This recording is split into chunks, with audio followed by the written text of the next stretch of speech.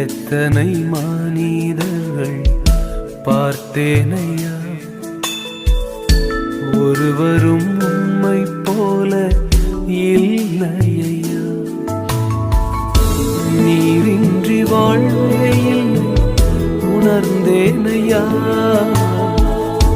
உந்தனின் மாறா தண்ணிக்கிட்டு தூக்கிட்டு போவீங்களா? மறவேனையா,